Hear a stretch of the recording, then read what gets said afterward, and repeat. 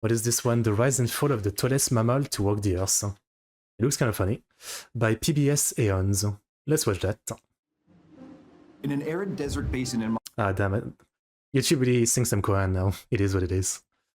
Here we go. Mongolia, around 30 million years ago, a very large mammal was on the lookout for food. Its preferred snack was the most succulent... Ah, it looks like... Is it a tapir? It looks like a big tapir. Like it's the nose, I think. ...leaves at the tops of the highest tree branches, which it could reach with its exceedingly long neck. It's goofy but cute. Paraceratherium, and it was one of the largest land mammals to ever walk the earth. Now, today, the biggest terrestrial mammal is the African elephant. But Paraceratherium was no elephant. It was actually a kind of rhinoceros, though you probably couldn't tell by looking at it. But back in its day, rhinos came in all shapes and sizes. It arose from rhino ancestors that were a lot smaller. But Paraceratherium would take a different evolutionary path, one that would offer both the advantages and disadvantages of large size. I would have assumed like being a rhino means that you have an horn and you're like built for charging things with your head. But I guess that's probably not what it is. Believe it or not, it actually became so big that it probably got close to what scientists think might be the actual upper limit for a land mammal. In other words, Paraceratherium might have gotten literally as big as a terrestrial mammal can get. Okay. So what happened to it? Well, the short answer is it ran into some problems that were even bigger than it was. Okay. The first fossils of Paraceratherium were found in 1846 in what's now Pakistan, and more fragments were soon found at sites across Asia. But it wasn't until 1922, when more remains were discovered in Mongolia, that scientists began to really understand this animal. From the anatomy of its feet, they could tell that it was a perissodactyl, or an odd-toed ungulate that stood on 3 toes. Perissodactyls today include animals like horses, tapirs, and rhinos. But how did they figure out that this big, weird-looking thing was actually a rhino? Man, that art, that neck looks absolutely crazy. But how did... Like the neck looks so in pure tension, like it would be like concrete to try to punch it. They figure out that this big, weird-looking thing was actually a rhino?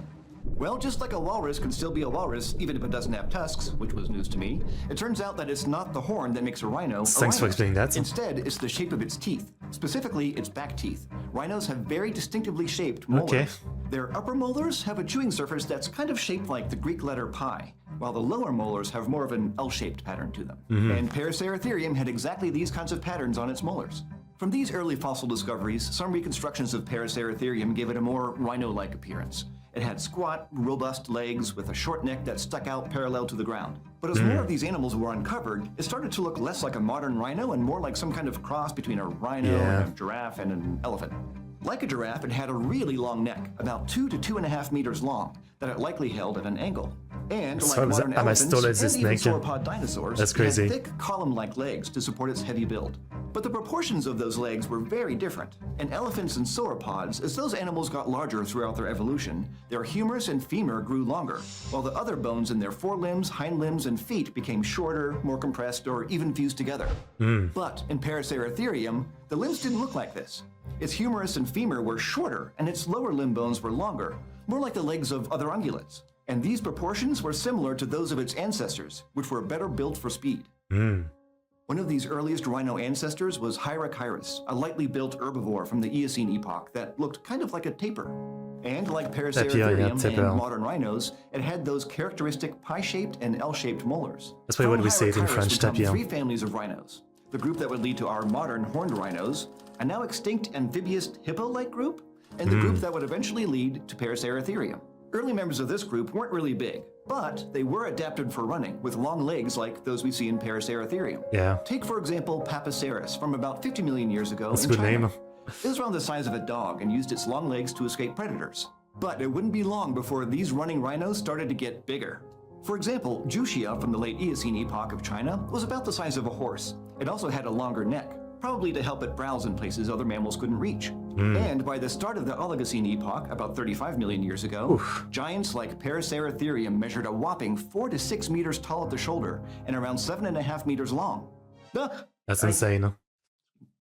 I didn't know he was there. And with its long neck, it was likely the tallest land mammal that ever lived, with a head height about 6 to 9 meters off the ground. So how does a mammal that big just be that big? Right. Well, some experts think that Paraceratherium was probably close to the maximum weight that a land mammal could reach. It weighed between 10 to 15 metric tons, with the largest possibly reaching up to 20 tons. Interesting thing is, that weight limit might not exist I because don't know what he means by like the maximum weight.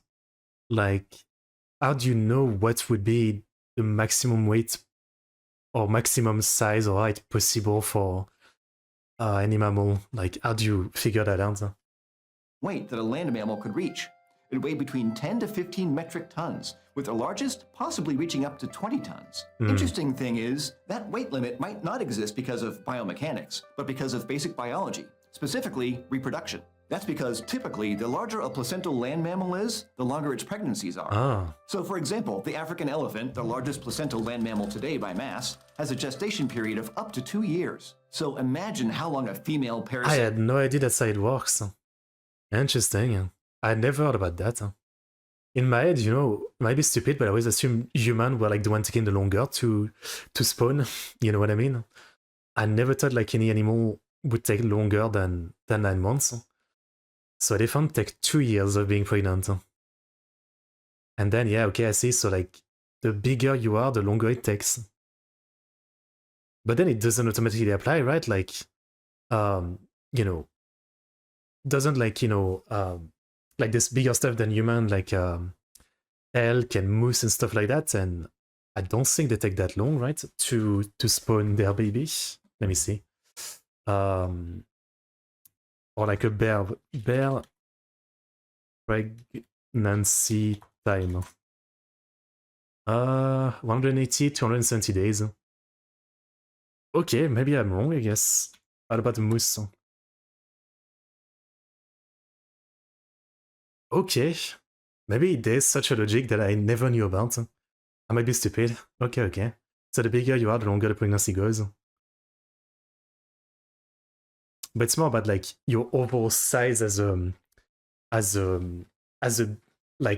species itself, right? Like if you're human that's like, you know, freaking like 200 kilos, it doesn't mean that you're gonna be pregnant for more than 9 months, right? It's more like about, you know, your basic, how you are basically. Yeah, does that make sense? I don't know. Ethereum, which is probably twice as heavy, would have to carry her offspring. That would require a lot of energy and nutrients for both the mother and the baby, which, like elephants, needed to grow quickly at first to avoid predators. So why did these animals get so massive in the first place? Why go from the dog-sized Papaceras to the enormous Paraceratherium? Well, one reason that you've heard me mention before is just that being huge usually makes it harder for predators to take you down. Another reason is that larger animals are able to access foods that are out of reach Get some big guns. Based on the size, microwear patterns, and chemical analysis of their teeth, we know Paraceratherium mainly ate leaves. And I was gonna say, like, looking at their build, they probably have a hard time reaching down, so I assume they are herbivore eating stuff in the trees. Yeah, that makes sense. Their long necks, they could reach plenty of leaves from the tops of the trees, like giraffes do today. Researchers also think that they had the same type of digestive tract as modern rhinos, which means they probably didn't get very much nutrition from their diet. So they likely needed to eat huge amounts of plant material to get enough nutrients, which required a large gut to process all that food. And in the first place, like, isn't plant something that's like super, like, not that nutritious, so you need a ton in the first place, and then you're so big that you need even more than a ton, and then you probably like need to be eating like 24/7 to survive. Yeah, fair enough. And fortunately, they could probably travel pretty far to sustain their giant bodies. For example, African elephants, which need roughly 140 kilograms of food every day, are capable of traveling around 32 kilometers in a day and have home ranges between 750 and 1,500 square kilometers. And this is possible because their long legs give them a long stride, longer than any other animal today. Paraceratherium might have had an even longer stride with an even larger range. And this would have been a big advantage, especially considering the changes to the climate that were going on. Okay. Around the start of the Oligocene epoch, about 33 million years ago, Earth began to cool, and glaciers in Antarctica started growing faster. This cooling trend continued into the early Miocene epoch and expanded areas of semi-arid climate with more shrublands, dunes, and savannas, gradually replacing the tall trees that these animals preferred. But these climate changes actually didn't seem to have much of an effect on Paraceratherium, at least not directly. Okay. They were probably already used to harsh environments. But there was another unexpected factor that may have led to their extinction: the arrival from Africa of gomphotheres, some ancient relatives of elephants. I see. Paraceratherium probably didn't compete with these newcomers directly. Instead, the gomphotheres helped accelerate the disappearance of the rhino's habitat. We know that as modern elephants graze, they can push down trees and greatly change the environment around them, turning woodlands into grasslands. Gomphotheres likely did the same thing, putting additional pressure on looks creepy, that Paraceratherium long as it left even less food mouse for them to tusk. browse on. And this stress could have also made these ancient rhinos more vulnerable to disease and droughts. The start of the Miocene marked the end of these largest of the rhinos, with only their smaller cousins left behind. And it set the stage for the rise of a different group to take the crown. Those elephant relatives soon became the largest mammals on land, diversifying into niches previously occupied by the giant rhinos. And some of them reached enormous sizes too. In fact, some species, like Paleoloxodon, probably got heavier than Paraceratherium, and maybe even taller at the shoulder. Okay. But Paraceratherium still reigns supreme as the tallest mammal that ever was. Extra large All right, animals then. need a particular combination of climate, resources, and space to exist. And these circumstances come and go as the planet warms and cools, Yeah. and as new groups diversify and migrate across continents. But if modern rhinos and elephants and even the whales that we know today are any indication, it looks like getting big is a strategy that will never go out of style. So bigger is better is what you're Okay, telling now, do me? you want more Eons content? Or Then be not? sure to follow Did I Eons get on social the- media. the You lesson can find right? us on Instagram, Twitter, and Facebook. And you can join me on Instagram at Western Digs. Right. Largest high fives ever, thank you, Callie, to this month's Eontologists. Okay, I'll pause there. Really good video. That was interesting. I like the presentation of this channel. Okay, I'd never heard of it. But pretty cool. I guess I was gonna say dinosaur, but it doesn't really count, does it? Pretty cool mammal. But yeah, that makes sense. I mean, obviously, you know, the bigger you are, the harder it is to do everything. Sure, Let's Predator will deal with you, but you have to like sustain yourself because you're so big. So yeah, I guess there's a limit for everything. That makes sense. That makes sense. Okay. Good video. Very interesting. Very interesting. I wonder if, like, were mammoths not bigger, though? I always thought, like, mammoths might have been one of the biggest thing. I thought they were, like, in my head, they're like, I mean, I know nothing, again, twice as big as elephants or something.